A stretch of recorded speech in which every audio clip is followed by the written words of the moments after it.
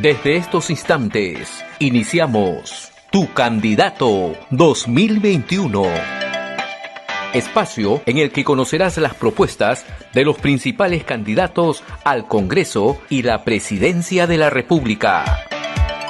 Entrevistas, análisis y toda la información para que puedas emitir tu voto informado y responsable este 11 de abril.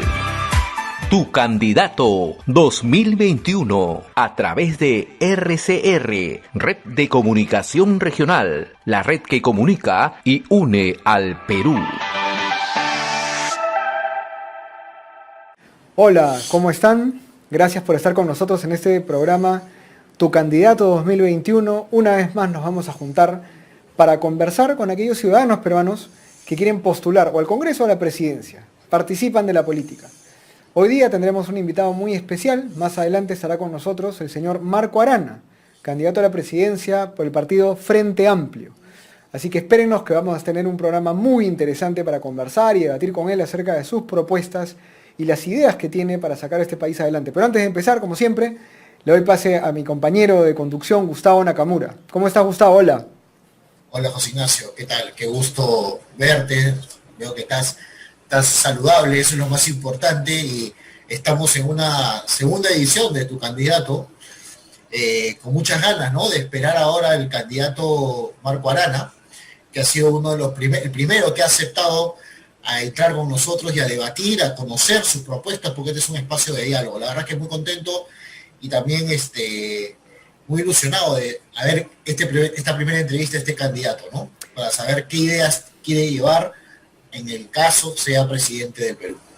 De acuerdo, además en una coyuntura en la cual la semana pasada tuvimos dos encuestas que estuvieron dando vueltas por redes, en las cuales definitivamente Arana no estuvo tan arriba, no sube, todavía no trepa su candidatura, pero digamos ya se empiezan a ver algunas tendencias, ¿no? Va cayendo George Forsyth ya con un poco más de intensidad, también se cae un poquito Julio Guzmán, subió Johnny Lescano, Mendoza y Keiko siguen ahí todavía al medio, y hay varias variables, pero va calentando ya el ambiente electoral, o sea, ya los ciudadanos tienen que estar mucho más pendientes de esta coyuntura, de la política, de los candidatos, porque, ya estamos entrando en los últimos 2 meses, ¿no? Sí, definitivamente estamos en los últimos 2 meses, ya estamos, ahorita, ya si ahorita no calienta la campaña, imagínate, ya va a parecer una congeladora, cosa que no es el ambiente de Lima, en concreto está haciendo mucho calor ya, ha vuelto a hacer calor, pero yo espero que la campaña electoral comience a vislumbrar propuestas, más que todo, ¿no, José Ignacio? Escuchar varias propuestas aterrizadas a la realidad, porque la realidad actual del Perú no es la misma desde el año pasado y no es la misma del año 19, ¿no? O del año 16, que fue la elección presidencial. Es otro contexto, son otras las recaudaciones que tenemos, los niveles de recaudación, el nivel de ejecución ha cambiado, la economía está siendo sumamente golpeada, entonces no la tiene tan fácil el gobernante de turno. Yo creo que por eso es importante escucharlo a los candidatos, tanto a la presidencia como al Parlamento, para ver qué líneas, por dónde piensan llevar el país en estos próximos 5 años, ¿no?, que son vitales realmente para el Perú, porque la situación de la pandemia nos está dejando de una forma incluso retroceder en muchos aspectos, yo diría. Sí, la economía, cuando hablamos de la economía, la gente a veces dice, oye, qué tanta preocupación por la economía. La economía es muy truculenta, es muy traviesa, porque uno no siente el impacto ya duro y fuerte después de algunos años. Cuando uno empieza a meter la pata en regulaciones, leyes y normas, los primeros 2-3 años uno ni se da cuenta. La ciudadanía tiende a ser mucho más emprendedora y a trabajar, olvida que lamentablemente los grandes números luego se vuelven pequeños números y que lo macro se convierte en micro.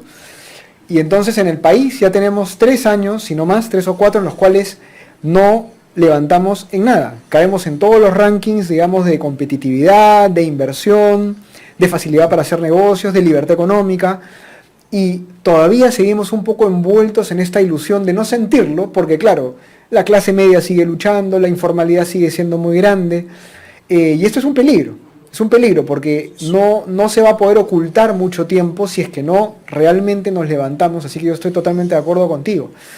Antes de empezar nuestro programa, vamos a darle una vez más un espacio, que nos cuente cómo ha estado, que nos haga unas palabras, unas reflexiones a Jörg Dennert, que es líder de la Fundación Friedrich Naumann para los países andinos y que también es un auspiciador, uno de los colaboradores de este programa Tu Candidato 2021. Entonces, antes de empezar con nuestro programa, Gustavo, quisiera darle la palabra unos minutos a Jörg Dennert, que es líder de la Fundación Friedrich Naumann y que también es uno de los auspiciadores y colaboradores de este espacio Tu Candidato 2021. Jörg, ¿cómo estás? Muy buenas tardes a todos, bienvenidos a nuestro programa semanal. Entrevistamos siempre candidatos, hoy presidenciales y después otros candidatos, y quiero decir que la Fundación Naumann no tiene ninguna afiliación de un candidato, entonces vamos a hacer entrevistas con todos los candidatos de todos los partidos, entonces solamente para ser neutral, para ustedes saben, y ahora dar las palabras a José Ignacio y a nuestros amigos Gustavo. Gracias. Muchas gracias, Jörg. Efectivamente, cuando empezamos este proyecto con Gustavo, este programa Tu Candidato 2021 y con ustedes en la Fundación, la idea era efectivamente tener a todos los candidatos de todas las tiendas políticas y de todas las ideologías, porque al final, digamos, los ciudadanos son los que tienen que elegir, ¿no? Es así, la libertad está en los ciudadanos y ellos tienen que tomar la decisión que crean conveniente. Así que, como siempre, muchas gracias. Te hago una pregunta rapidito nada más. Esta semana, ¿cómo la has visto en la coyuntura? ¿Qué te parece cómo ha estado el país esta semana? Estamos mejorando, espero, con las vacunas, pero fue un gran show el domingo cuando llegan las vacunas. Yo creo, pensé al primero, viene el presidente de Estados Unidos con todo el protocolo que teníamos, con el presidente y todos los ministros. Pero está bien, esta primera lucha y esperamos que vamos a mejorar con la vacuna. De acuerdo, bueno, Gustavo, sin más, vamos con nuestro primer invitado presidenciable. El señor Marco Arana ya nos acompaña, así que vamos a empezar a conversar con él para ver qué nos tiene, qué propuestas tiene para el país, pero antes vamos a una pequeña pausa y regresamos con Tu Candidato 2021. Ya retornamos con Tu Candidato 2021.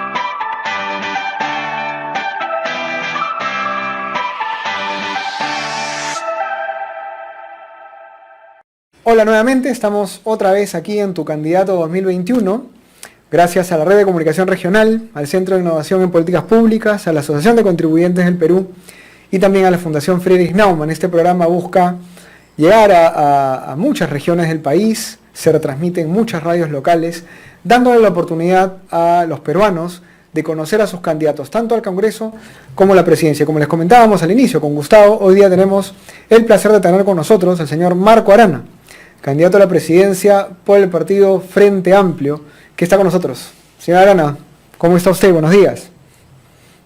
Bueno, gusto de saludarlos a la Red de Comunicación Regional, desear que estén bien de salud en todo el equipo y quienes nos ven, tomando los cuidados del caso y exigiendo a que las autoridades cumplan su rol. De acuerdo, vamos a empezar con la conversación. Usted, digamos, tiene un plan de gobierno que yo he revisado y está bastante bien elaborado. De hecho, pocos planes de gobierno tienen un esquema de marco lógico, prácticamente con el problema, el objetivo, los indicadores.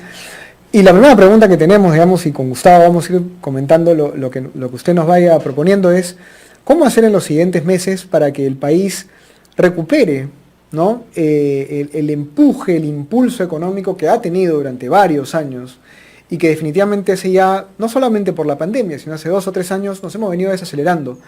Y no me refiero a los datos macroeconómicos de la economía de los grandes, sino, digamos, cómo hacer para que los peruanos vuelvan a tener oportunidades para generar riqueza, trabajo. ¿Cuál es su plan al respecto?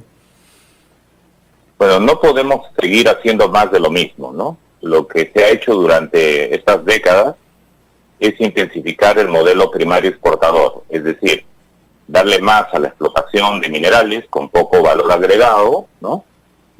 Además, sujetos a los vaivenes del mercado internacional, y bajan un poco, acá nos resfriamos, ¿no? Y de otro lado hemos continuado con todo este régimen conocido, el régimen agroexportador, ¿no? Que ha tenido gran bonanza, el tema pesquero, pero no hemos diversificado nuestra economía. Por el contrario, En la práctica casi hemos matado nuestra industria nacional y no hemos avanzado ni en ciencia ni tecnología aplicada, ni en el desarrollo con el acceso al crédito oportuno, a la transferencia tecnológica o a la infraestructura necesaria para diversificar nuestra economía sobre la base de nuestra biodiversidad y de otras actividades económicas que nos puedan permitir, en primer lugar, por ejemplo, como está ocurriendo en esta pandemia, asegurar alimentos. ¿Se pueden imaginar ustedes que en una situación como esta no tendríamos seguridad alimentaria? Sin embargo, más de 2 millones de peruanos que se dedican a la pequeña agricultura, a la agricultura familiar, que no reciben prácticamente ningún respaldo del Estado, sin embargo están produciendo los alimentos que nos permiten tener alimentos baratos. Y entonces, uno de los temas fundamentales es cómo reorientamos nuestra actividad económica hacia temas de seguridad alimentaria, mejorando la productividad de los pequeños agricultores, que en vez de sacar una cosecha al año, puedan sacar 2. ¿Pero eso qué significa? Que hay que invertir en infraestructura de riego, hay que hacer transferencia tecnológica, hay que mejorar las vías de acceso, hay que posibilitar el acceso al crédito, ¿no? En el Perú, ¿qué está pasando con nuestro actual modelo económico? Y quieren seguir haciendo más de lo mismo. Al grandazo le dan tasas de interés bancario pequeñas, y al pequeño le dan tasas de interés leoninas, usureras, ¿no? Claro, el argumento perfecto es que el grandazo sí va a pagar y el pequeño puede hacer política de perro muerto, entonces hay más riesgo y por tanto le cargan el riesgo. Pero en la práctica, ¿qué tenemos? Un modelo económico que sirve a grandes intereses económicos, que además reciben un conjunto de gollerías, subsidios, exoneraciones tributarias, etcétera, o incluso si tienen grandes deudas con la SUNAT, no se meten con ellos, y a los pequeños los castigan. Entonces, lo que necesitamos es reorientar la economía diversificando nuestra economía sobre sectores no tradicionales, la acuicultura, la forestería, la diversificación del turismo, el tema de nuestra industria textil que está desprotegida, el tema de la artesanía o las múltiples formas de turismo con nuevos destinos que podemos implementar, más el tema del desarrollo agrícola, ganadero de los pequeños y medianos. Junto a ello, todo el tema de rescate de pequeñas y medianas empresas, ¿no? Sobre las que sin duda podemos hablar, pero es posible reorientar nuestra economía sobre la base de nuestra diversificación y sobre la base del apoyo a los pequeños, medianos empresarios, al inmenso número de agricultores que hay en nuestro país. Sí, el Frente Amplio quiere hacerlo y por eso es que nos proponemos ser gobierno. Yo le hago una pregunta, una repregunta, en verdad. Usted ha tocado 2 temas que son bastante sensibles, digamos. Uno es el tema agrario y el otro es el tema bancario. ¿Usted cree que es necesario tener, digamos, porque lo que ha planteado usted es algo así como los grandes tienen una serie de privilegios, ¿no? Los pequeños no. Mi pregunta es muy sencilla. ¿Es necesario quitarle esos supuestos privilegios a los grandes para que el Estado pueda dedicarse a los pequeños? Es decir, ¿el problema está en los grandes o el problema está en que el Estado no se ha dedicado a los pequeños? Yo creo que ambas cosas, José. ¿En qué sentido? Los que ahora se han convertido en grandazos lo han hecho porque han tenido políticas de fomento. La nueva Ley General de Minería del 92, la Ley Sillonís, ¿no? Esto para los agroexportadores, ¿no? Que lo que han hecho es dar un conjunto de exoneraciones tributarias, ¿no? Y entonces, ¿qué está pasando? Si en algún momento, como pasó en los años 90, donde la producción de minerales era baja, nos habíamos quedado con la quiebra de la economía que había producido la corrupción y el desmanejo de Alan García, encima tuvimos terrorismo, entonces uno dice, bueno, para atraer capitales, porque estamos aislados del mercado internacional, y para comenzar a desarrollar nuevas minerías, entonces había necesidad de dar algunos instrumentos de fomento. Ya, muy bien, pero eso ya pasó, pasaron 30 años. Y lo que pasa es que han crecido inmensamente y quieren mantener sus privilegios. Eso pasa con la agroexportación, ¿no? Han crecido hasta en más de 450% en los últimos años en términos de volúmenes de ganancia, pero mantienen un conjunto de gollerías que les permite explotar la mano de obra, dejar de pagar por lo que deben pagar a esa luz, ¿no? Les exonera del pago de IGB, ¿no? Y la infraestructura de riego se la pagamos todos los peruanos. Y entonces uno dice, ya está bueno, ¿no? O sea, si al inicio pudo haber sido necesario para que despegaran, ya, se acabó. Hay que cortarlo. Entonces no se trata del dilema de si el Estado debe dejar de favorecer a los más grandazos, sino si los más grandazos pueden ya andar solos, no tienen por qué seguir pegados de la teta del Estado. No, ese es el tema. Y por eso es que hay que hablar del retiro de las exoneraciones tributarias y por eso es que hay que hablar del impuesto a las grandes fortunas. ¿Por qué? Porque de otra manera, ¿cómo el Estado va a apoyar a los pequeños? O sea, ¿de dónde sale si no hay? Entonces hay que sacarlo de aquellos sectores que han crecido y que se han consolidado, ¿no? Y eso es uno de los grandes problemas que pasa por todo un tema político, pero también por un tema de racionalidad económica, de una nueva manera de entender la economía. Ahora, asumiendo que lo que usted diga puede ser, digamos, una opinión válida, que yo evidentemente discrepo un poco de la perspectiva, no porque apoyemos a los grandazos, sino por una simple lógica de crecimiento, ¿no? Mi pregunta es la siguiente: el Estado peruano, señor Arana, en los últimos años no gasta el 20-25% del presupuesto y se roba el 13 o el 15, números de la Contraloría y números de la Asociación de Contribuyentes en la que yo trabajo, o sea, deja de gastar un montón de plata. Y sin embargo, en su propuesta, lo que usted plantea es: vamos a quitarle plata a estos señores que están acá por los privilegios, etcétera, para dárselas a los más pequeños. Yo le hago una pregunta: ¿darle subsidios, programas, bonos, saca de la pobreza a la gente? ¿Cómo está pensando usted en ese mecanismo de sacar de la pobreza a esos pequeños? ¿A través de bonos, programas de subsidios más asistencialistas o generándoles oportunidades? ¿Cómo ve eso usted?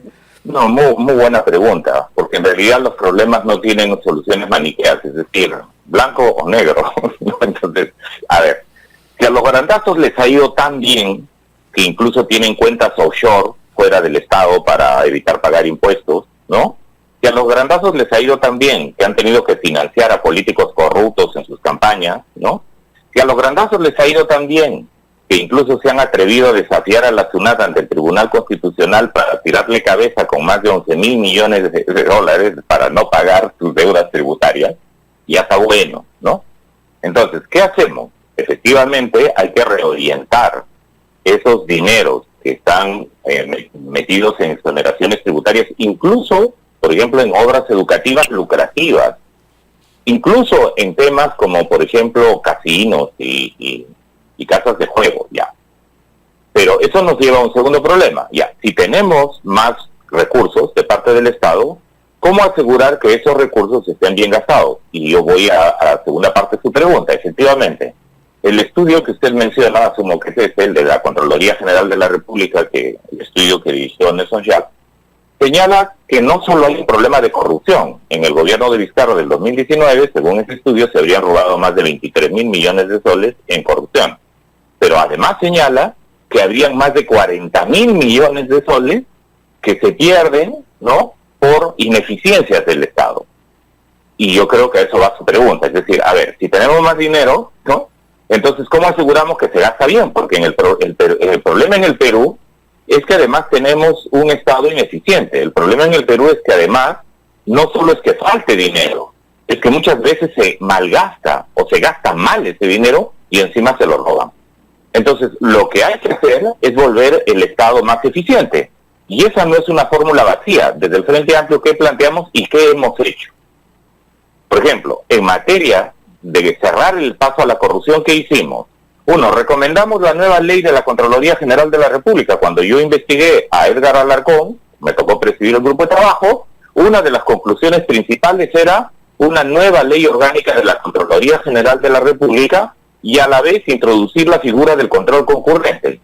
¿Se aprobó esa ley? Sí, se aprobó. Ahora tenemos una nueva ley de la Contraloría que permite volver más eficiente el control. Sí. ¿Es suficiente? No, pero hubo un gran avance.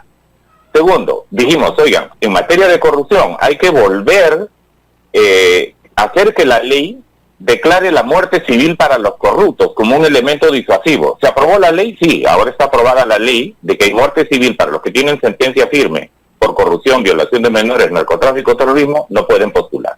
Está muy bien, pero falta más. Falta la ley de imprescriptibilidad de delitos de corrupción, porque si se escapan, ¿no?, y regresan después de que habría pasado los años que los sentenciarían pueden volver a candidatear, como pasó de hecho con Alan García en su segundo gobierno. Entonces, necesitamos, para lo que usted señala, volver más eficiente la gestión del Estado, y uno de ellos es la lucha contra la corrupción.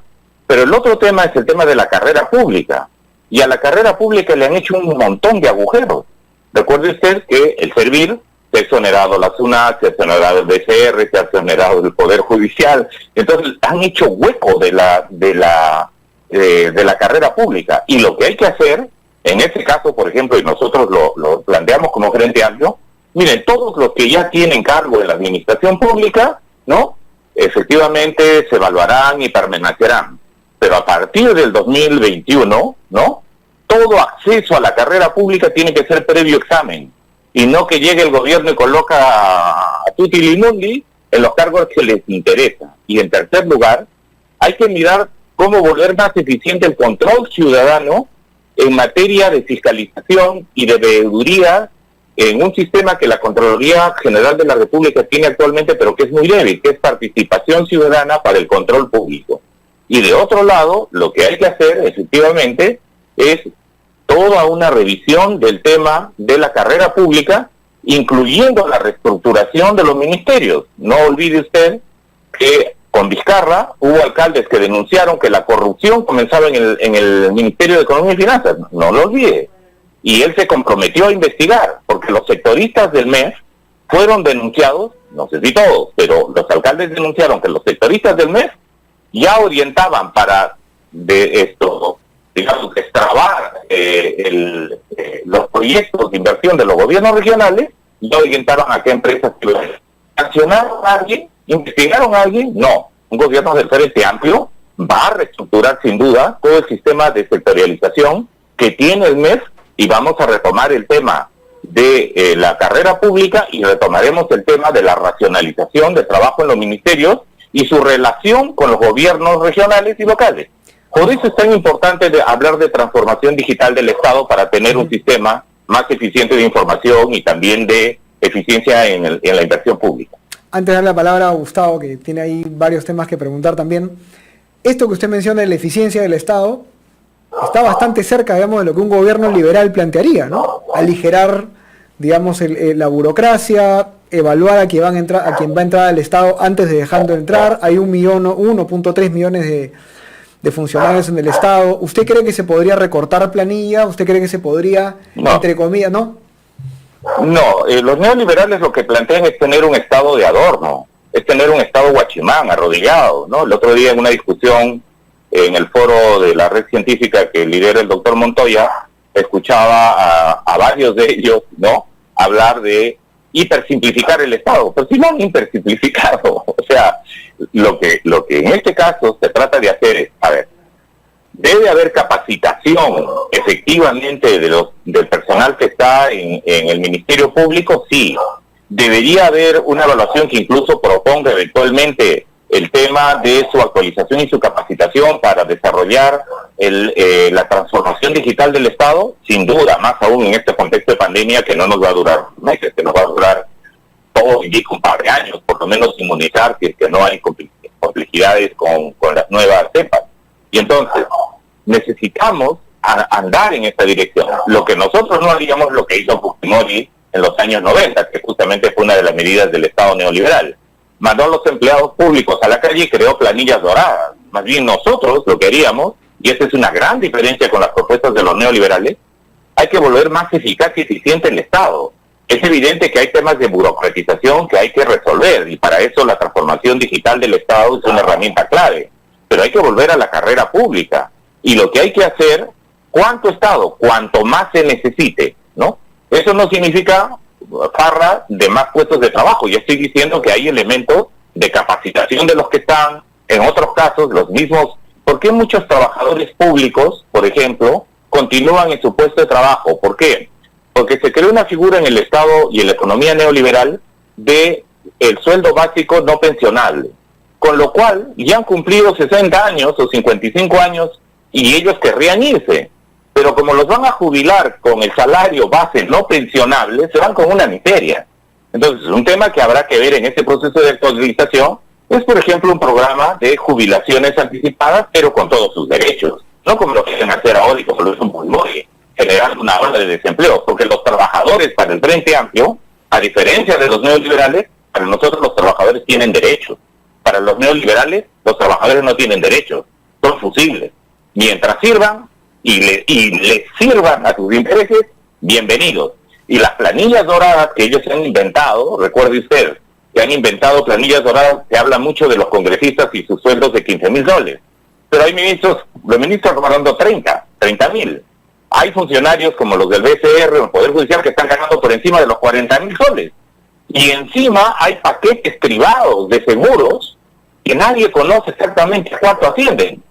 Entonces, esas planillas doradas, ¿no?, tienen que ser recortadas. Y el mecanismo de puertas giratorias que los neoliberales defienden, un día trabajas en mi empresa, otro día te vas de ministro, haces allá la ley con nombre propio y regresas a tu puesto de trabajo, que es lo que les gusta, ¿no? O sea, el mecanismo de puertas giratorias con nosotros se termina. 10 años no se puede pasar, y es lo que nosotros proponemos, del sector privado al sector estatal. Si trabajas en el privado y dejas de trabajar 10 años ahí, podrás aspirar a trabajar en el Estado. Si trabajas en el Estado y aspiras a trabajar en el sector privado, dejarás de trabajar 10 años y te vas al privado. No como ahora, que tenemos el ministro que un día es director de la empresa y el otro día es ministro, el otro día es viceministro, y luego vienen pues las leyes tipo Sillonis, las leyes tipo exoneraciones tributarias para universidades y todas las corruptelas y robos legales e ilegales que estamos viendo en el Estado. Eso hay que terminarlo, hace parte de esa racionalización del Estado, y en eso la propuesta es totalmente diferente a la que podrían plantear políticos con propuestas de derecha neoliberal. Claro, lo que ocurre es que finalmente la eficiencia de la que usted habla en el Estado va a implicar, como siempre ha sido así, que el Estado empiece a funcionar también de alguna forma como una empresa. Porque no va a negar, digamos, que más allá de todo este rollo, efectivamente la corrupción y el mercantilismo, que yo estoy de acuerdo que es totalmente negativo, que han habido muchas empresas que han participado de eso, finalmente no hay manera de que un Estado sea eficiente si no es generando los incentivos para que los funcionarios públicos hagan bien las cosas. Y los funcionarios públicos necesitan, digamos, no solamente, digamos, generar valor y tener un buen sueldo, como usted dice, tener una carrera, capacitación, sino necesitan facilitar la generación de riqueza. Pues yo simplemente veo que, digamos, todos apuntamos a lo mismo. Usted y yo apuntamos a un país más desarrollado, más ético, definitivamente con menos corrupción y más justo, más solidario. Pero sí yo todavía me quedo con ese ruido, digamos, de por qué seguir empoderando a un Estado, más allá de si los privados son malos o buenos, cuando este Estado, así como está el Estado peruano, no funciona. Mire el sistema de salud, mire la educación, que ahora vamos a tocar ese tema, ¿no? Hay que ver, José, para quién no funciona. Para los chiquitos y para los pobres. Claro, porque para los grandazos funciona de maravilla. Es que para los corruptos y los que quedan en la impunidad, funciona de maravilla. Para el que debe miles de millones al Estado, no le tocan su cuenta, no entran a su cuenta bancaria, no va a la ciudad y le cierra la bodega, ¿no? Lo que pasa es que los empresarios formales y los ciudadanos formales pagan impuestos y finalmente el Estado siempre se va a preocupar más por ellos. Recuerde usted, y estas son palabras del Ministerio de Economía, señora Arana, para que lo tenga ahí en su cuenta, para cuando busque sus números de la plata que va a necesitar para hacer sus políticas, aproximadamente 700 empresas, solo 700 empresas pagan el 60% del IGB que se recauda. Entonces usted va a tener que dialogar con esas empresas porque si no, no va a tener caja. No, por supuesto. Nosotros además acabamos de tener, José, 2 diálogos largos, intensos. Uno con la Sociedad Nacional de Industrias, hace 3 semanas. Larga conversación. Y hemos coincidido en varios puntos y en otros, evidentemente, hay temas todavía que seguir para conversar, ¿no? Pero, por ejemplo, hay necesidad de proteger nuestra industria nacional de los productos que entran con precios dumping, es decir, que entran subsidiados para que destrocen nuestra industria. Sí. La Sociedad Nacional de Industria está en contra de eso, ¿eh? Nosotros también. O sea, el tema de los monopolios, ¿no? Nosotros tenemos monopolio ahorita en oxígeno, oligopolio, en alimentos, monopolio, en bebidas, monopolio, en farmacias, monopolio. Y están yendo al monopolio de los grifos de venta de combustibles y querrían otros monopolios más. Entonces nosotros decimos, momento. Con los industriales nacionales, por ejemplo, tenemos una coincidencia de una política antimonopólica, por ejemplo, ¿no? Tenemos, por ejemplo, una coincidencia sobre el tema, debiera haber una política arancelaria para sectores de crecimiento y de fomento de nuestra economía diversificada no tradicional, por ejemplo, acuicultura, por ejemplo, forestación, por ejemplo, el tema de incluso de nuestra industria textil? Sí. Y entonces el tema es, ¿cómo lo haremos? Porque, por ejemplo, dentro de los propios sectores empresariales, usted conoce que hay diferencias. Por eso hay una Sociedad Nacional de Industrias, hay un ADES y hay una CONFIEP, ¿no? Entre ellos, todos son empresarios, pero hay unos que están pensando más en un tipo de desarrollo nacional y hay otros que están pensando más en un tipo de desarrollo totalmente dependiente, o hay otros que están pensando en economías más mercantilistas, como usted ha señalado, es decir, cómo aprovechar más del Estado, y en la minería, por ejemplo, encontramos empresarios que más bien parecen encomenderos del siglo XVI, ¿no? Que no quieren nuevas reglas, ¿no? O reglas que incluso podrían tener países europeos o hasta el propio Estados Unidos. Biden acaba ahora, una de sus primeras medidas es paralizar un gaseoducto, y oleoducto, que venía desde Canadá y pasaba por Texas. Y dijo, no señor. Y Biden no es enemigo de las inversiones petroleras ni gasíferas, sino simplemente reglas distintas. Entonces nosotros decimos, tienen que haber reglas distintas. Eso hace parte de un gran debate nacional en el que incluso, por ejemplo, cuando conversábamos hace unos días con la Comisión de Pesca y Acuicultura de la Sociedad Nacional de Industrias, ¿no? Hablábamos, por ejemplo, de la importancia que efectivamente diversifiquemos la economía sobre la base de nuestra acuicultura. Un tema en el que estamos de acuerdo. Por ejemplo, hay que combatir, ¿ya? Dar la guerra a los barcos piratas que entran a saquear nuestro mar y que entran como Pedro en su casa, con corruptelas y todo. Entonces, por ejemplo, para decirle, aquí se trata, como usted ha mencionado, José, de hablar, de ver qué crecimiento, cómo hacemos que crezca, con quiénes hacemos que crezca, ¿no? Y qué rol va a jugar el Estado. El Estado aquí no se trata de que estabilice toda la economía, eso ya no funciona en ninguna parte del mundo. Si hay por allí algún trasnochado lo puede decir. Nosotros estamos hablando estamos hablando de inversión pública, estamos hablando de inversión privada, extranjera, nacional, de inversión grande, de inversión chica, de inversión privada pura, de inversión pública pura. Estamos hablando de inversión cooperativa o estamos hablando incluso de formas de inversión mixta. De acuerdo. ¿No? Gustavo, por favor. Sí, perfecto. Bueno, interesante haberlos escuchado. Yo quisiera, señora Arana, que me responda un poquito. Tengo dos preguntas solamente en concreto. Una sobre el tema económico y otra sobre el tema educativo también, que en su plan de gobierno ustedes lo han desarrollado muy bien.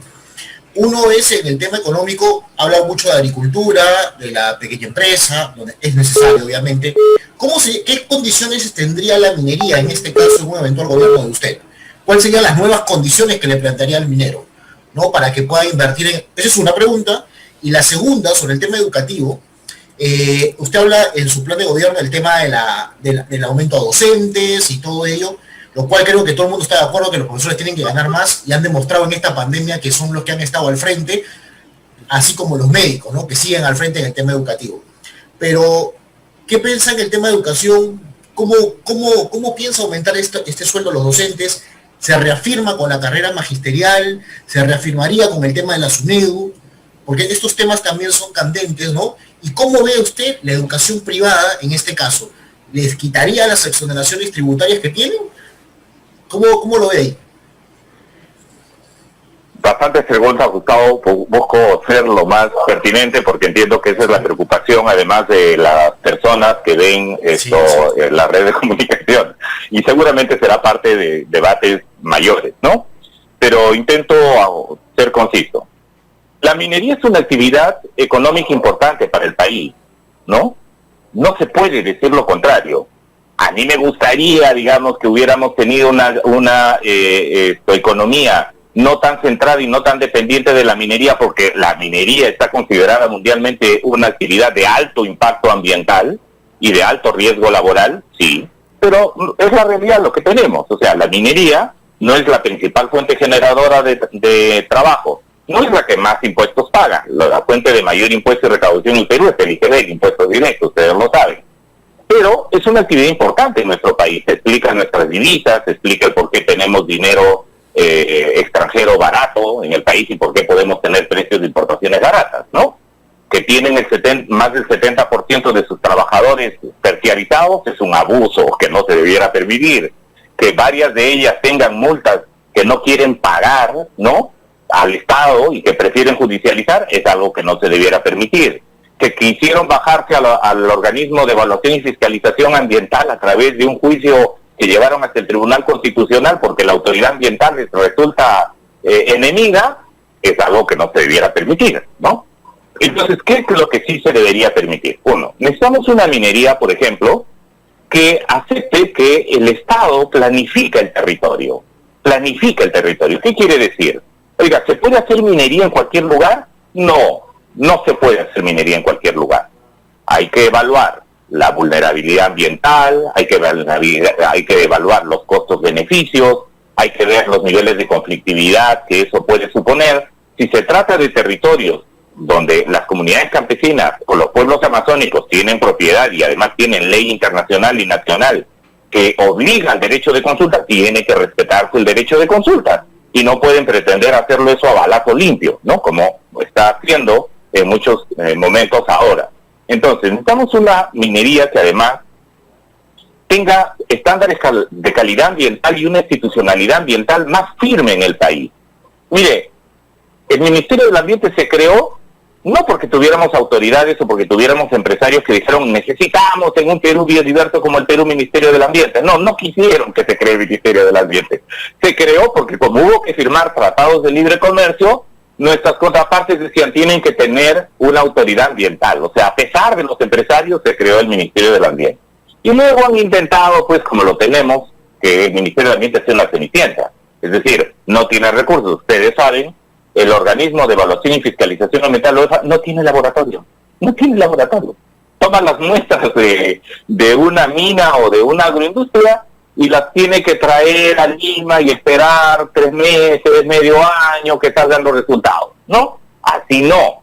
Tienen que supervisar. No, si la empresa no les da el permiso, no les da el visto bueno, no les dice a qué hora y a qué día entran, no pueden entrar. ¿Qué tal sinvergüenza? O sea, eso no puede ocurrir. Entonces lo que hay que hacer son elevar las normas, ¿no?, y mejorar y fortalecer nuestra institucionalidad ambiental. Y que las multas no estén pintadas en la pared, pues porque les colocan la multa, que es una pequeñez, y por otro lado la judicializan, que sale más barato contaminar que no contaminar. Y entonces hay que mirar qué tecnologías se emplean. Hay que mejorar los estudios de impacto ambiental, hay que hacer una línea de base de salud ambiental que no quieren que se haga. Hay que poner a funcionar la ley de protección de cabeceras de cuencas, por la cual yo luché mucho y se aprobó, pero la Sociedad de Minería no quiere que la ley de protección de cabeceras de cuencas se aplique. Entonces lo que hay que hacer es tener reglas modernas, eficientes para una minería que se pueda hacer. Si las cumplen, en buena hora. Si no las cumplen, piña, no las podrán hacer. Eso pasa en Estados Unidos, eso pasa en Alemania, en Finlandia, entonces. Es decir, usted tiene acá una línea. Cumple esa línea, bienvenido. No la cumple, disculpa, ¿no? Buscarán otro país, pero no van a venir a hacer cosas que aquí en nuestro país no les permiten hacer en otros lugares. Entonces, yo creo que eso permitiría una minería efectivamente moderna, ¿no? O en otras condiciones, y hay lugares donde no se va a poder hacer su voluntad, ¿no? Y eso tiene que aprender a respetar a la gente y a respetar las leyes y a respetar el Estado. Se nos va el tiempo, bien, señora Arana. Sí, de acuerdo. Pero sí, el tema... Sí. Sobre el tema educativo, sobre el tema educativo, mire, yo creo que ha quedado chiquísimo el tiempo. La verdad que sería un gusto conversar con usted porque es interesante intercambiar ideas. No sé si lo podemos invitar para una próxima, a lo mejor, ¿no, José Ignacio? Porque el tiempo ya estamos prácticamente volando, pero creo que para hablar de los temas sociales, que es importante, el tema educativo, el tema de salud y todo ello, ¿no? Que es muy importante y que la gente sepa sus propuestas, ¿no? Con gusto, Gustavo, y en todo caso los miembros de nuestro plan de gobierno a disposición para poder dialogar con ustedes y con su audiencia, ¿no? Creo que lo más importante en este momento es que la gente conozca las propuestas y las conozca a profundidad, ¿no? De tal manera que lo que no haya es un voto desinformado y que la gente diga bien, para que después no nos estemos lamentando, ¿no? Sí. Que le mintieron, que no sabía, ¿no? Sí, bueno, y definitivamente ya también yo como comentario final me quedo con 3 cosas de sus propuestas, señora Arana. La primera es el diálogo, usted termina con esa frase. Creo que al final la mejor forma de saber qué es lo mejor para el país, si aquí hay un poco más de Estado o aquí un poco más de colaboración privada, es justamente con el diálogo. Yo espero que si usted llega a asumir este cargo, pueda tener esta capacidad de diálogo con todos los peruanos, con los ciudadanos, con el sector privado, porque eso es lo más importante, ¿no? Y definitivamente las reformas del Estado son cruciales, porque sí, yo le voy a ser honesto, más allá de criticar y hablar de los privilegios, el gran problema de este país es que no ha habido una unidad entre el sector privado y el Estado. Y por ahí debemos partir. Ya después se ve dónde se liman por aquí las cosas o por acá. Pero lo primero es estar unidos, no generar odios, no generar discursos anti, ¿no? Ni anti-Estado ni anti-privado, ¿no? Ojalá que eso sea parte de lo que usted proponga en su gobierno. Ni generar discursos anti-ciudadanos, ¿no? Yo no acepto, por ejemplo, ese San Benito que quieren colocar de enemigo de las inversiones, ni mucho menos, ¿no? De acuerdo. Muchas gracias. Muchas gracias, Arana. Muchas gracias. Hasta una próxima. Y gracias a todos, nos tenemos que ir rápidamente por estar con nosotros en este tu programa, Tu Candidato 2021. Nos vemos la próxima semana. Ya retornamos con Tu Candidato 2021.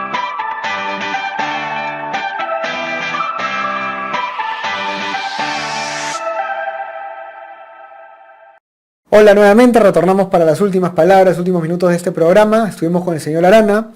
Definitivamente el plan de gobierno del señor Arana y sus palabras tienden a ponernos en una posición, digamos, de un Estado más fuerte, un gobierno más fuerte, que definitivamente va a estar más orientado en regular, controlar la economía, algo que, digamos, es natural y era predecible, digamos, de su plan de gobierno y a la vez respetable. Ustedes saben, digamos, que el diálogo ha estado muy simpático, muy entretenido, porque creo que Estado y sector privado, termino con eso, tienen que dialogar. Aquí no se trata de más Estado o necesariamente siempre más privado. Se trata de que la inversión, la riqueza, fluya naturalmente de la ciudadanía, que tengamos los ciudadanos más oportunidades para crecer, para generar dinero, siempre, los más chiquitos, los medianos, los grandes, todos. Que el Estado promueva eso. Pero sí, el Estado tiene que regular. Y para eso necesitamos un Estado inteligente, un Estado que haga bien las cosas, que gaste bien el dinero. Ojalá veamos que nuestros candidatos tengan eso claro. Así que nada, muchas gracias por estar con nosotros en este programa. Nos vemos la próxima semana. Hemos presentado Tu Candidato 2021. Bajo la conducción de José Ignacio Beteta y Gustavo Nakamura. Nos volveremos a encontrar la próxima semana, a la misma hora y por esta misma frecuencia. Tu Candidato 2021.